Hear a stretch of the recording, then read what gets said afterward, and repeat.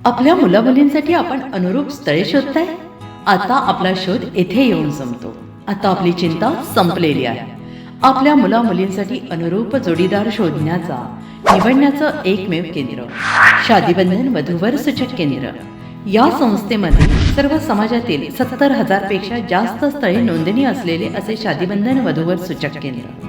संपूर्ण महाराष्ट्रात आणि कर्नाटकात प्रसिद्ध असलेले एकमेव वधूवर सूचक केंद्र म्हणजे शादीबंधन वधूवर सूचक केंद्र, ज्यांच्याकडे आहे सर्व समाजातील सर्व जाती आणि पोटजातीतील 70,000 पेक्षा जास्त स्थळांची नोंदणी. आपल्या इच्छेप्रमाणे वर्गवारी करून अनुरूप स्थळे निवडण्याची सुविधा. एक वेळा जोडले जा आणि आपलं जीवन सफल करून घ्या. हजारोंनी याचा लाभ घेतला आहे. आपणही आपल्या मुलामुलींसाठी, विधूर, विधवा, वयस्करांसाठी योग्य स्थळांची निवड करा. एक सुवर्ण संधी घेऊन येत शादीबंधन. आजच संपर्क करा. शादीबंधन वधूवर सूचक केंद्र, लोकसंदेश न्यूज ऑफिस समोर, महाराष्ट्र स्क्रॅप जवळ, 100 फुटी road, Sangli. Pincode 416-416. Customer care number 99-22-86-45-45. आमच्या वेबसाईटवर स्थळे पहा. आमची वेबसाईट आहे www.shadibandhan.in.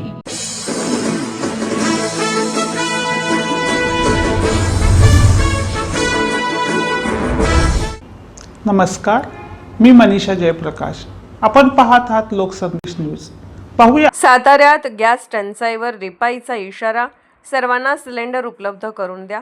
जिल्हाधिकाऱ्यांना निवेदन सादर. टंचाई न सुटल्यास सोमवारी मोठ्या आंदोलनाचा इशारा. सातारा जिल्ह्यात वाढत असलेल्या गॅस टंचाईच्या पार्श्वभूमीवर सर्व नागरिकांना नियमितपणे गॅस सिलेंडर उपलब्ध करून देण्यासाठी तातडीने उपाययोजना कराव्यात अशी मागणी रिपब्लिकन पार्टी ऑफ इंडियाच्या वतीने करण्यात आली. या संदर्भात जिल्हाधिकारी यांना निवेदन देण्यात आले.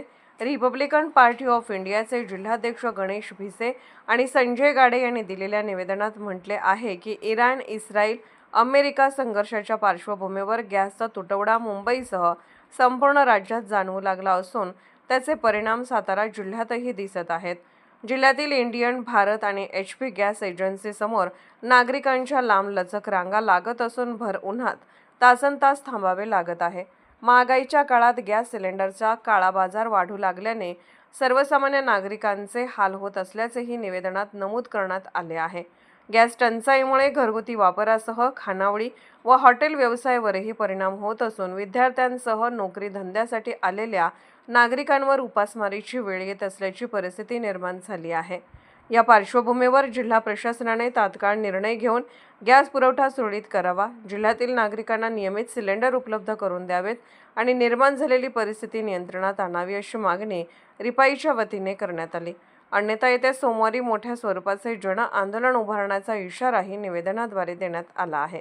यावेळी चंद्रकांत कांबळे, सुहास मोरे, शशिकांत गंगावणे, रवी वायदंडे, दत्तात्रय सावंत, सतीश कांबळे, शशिकांत खरात, नागेश सातपुते, ऋतुराज चांदणे, नलिनी घाडगे, सुनीता येवले, पायल गाडे, प्रतीक गाडे यांच्यासह पदाधिकारी व कार्यकर्ते मोठ्या संख्येने उपस्थित होते.